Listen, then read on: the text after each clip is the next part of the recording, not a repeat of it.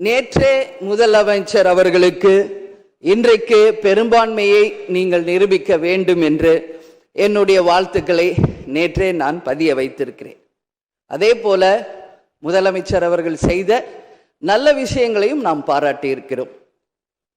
எதிர்கட்சிகளை எதிரி கட்சியாக நினைக்காமல் அனைவரையும் சந்தித்து அரசியலில் ஒரு மாண்பையும் மரபையும் நீங்க ஏற்படுத்தியிருக்கீங்க, வரவேற்கத்தக்கது.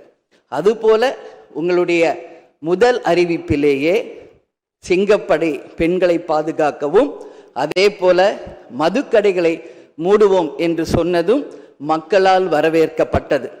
அந்த வகையில் முதலில் 717 மதுக்கடைகளை மூடியது ஒட்டுமொத்த தமிழக மக்களால் வரவேற்கப்பட்டது.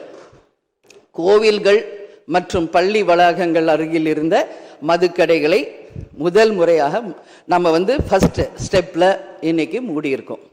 அடுத்தது இன்றைக்கு மீனவர்களை பாதுகாக்க ஒரு அறிவிப்பு அரசாங்கத்தின் மூலம் வந்திருக்கிறது. அதையும் தேமுதிக வரவேற்கிறது. இது எல்லாம் இருப்பினும்